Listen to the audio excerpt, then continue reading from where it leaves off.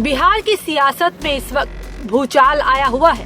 बंगाल विवाद के बाद अब राज्य में वीआईपी सिक्योरिटी पर आर पार की जंग छिड़ गई है। लालू परिवार की सुरक्षा में कटौती क्या हुई? राबड़ी देवी और तेजस्वी यादव ने सरकार को अपनी पूरी सुरक्षा ही लौटा दी।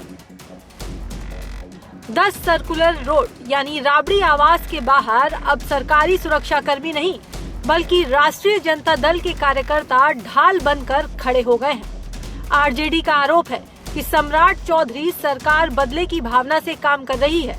वहीं बीजेपी का कहना है कि सुरक्षा नियमों के तहत ही ये फैसला लिया गया है। बिहार की राजनीति का तापमान इस वक्त अपने चरम पर है। मुद्दा है लालू परिवार की सुरक्षा में की गई कटौती। नीतीश कुमार की सरकार से हटने और सम्राट चौधरी के मुख्यमंत्री बनने के बाद से ही आरजेडी और सरकार के बीच तल्खी बढ़ी हुई थी, लेकिन अब ये विवाद सड़कों पर आ चुका है। सुरक्षा समिति की समीक्षा के बाद बिहार सरकार ने पूर्व मुख्यमंत्री लालू प्रसाद यादव और राबड़ी देवी की Z+ सुरक्षा को रिवाइज कर दिया।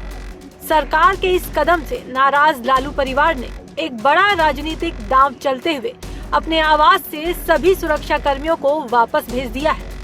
आरजेडी इस फैसले को सियासी साजिश बता रही है। केवल लालू यादव और राबड़ी देवी ही नहीं बल्कि उनके बड़े बेटे तेज प्रताप यादव की सुरक्षा भी कम की गई है। वहीं बिहार विधानसभा में नेता प्रतिपक्ष तेजस्वी यादव को मिली Y+ कैटेगरी की सुरक्षा में हालांकि कोई बदलाव नहीं किया गया था, लेकिन विरोध स्वरूप तेजस्वी यादव ने भी अपनी पूरी सुरक्षा सरकार को सरेंडर कर दी है। आज तेजस्वी दिल्ली से पटना लौट रहे हैं और माना जा रहा है कि उनके आते ही इस सियासी संग्राम की आग और धधकेगी।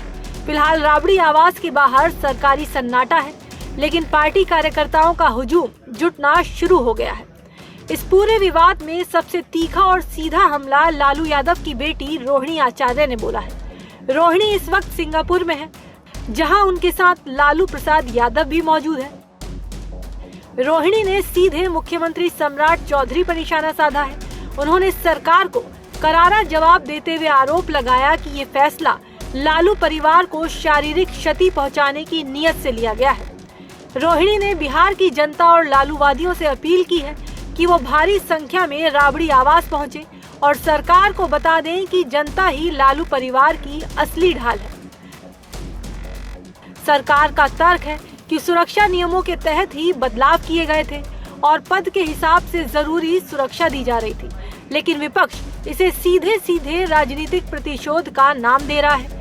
राबड़ी आवास के बाहर जुटे कार्यकर्ताओं का कहना है कि अब वो खुद अपने नेताओं की सुरक्षा की जिम्मेदारी संभालेंगे। साफ है कि बिहार में अब लड़ाई सिर्फ बयानों तक सीमित नहीं रही। सुरक्षा लौटाकर लालू परिवार ने गेंद नीतीश सम्राट सरकार के पाले में डाल दी है। अब देखना ये होगा कि क्या सरकार इस फैसले पर पुनर्विचार करती है या फिर ये सिक्योरिटी पॉलिटिक्स आने वाले दिनों में बिहार की कानून व्यवस्था और सियासत के लिए एक नया सिरदर्द बनने जा रही है।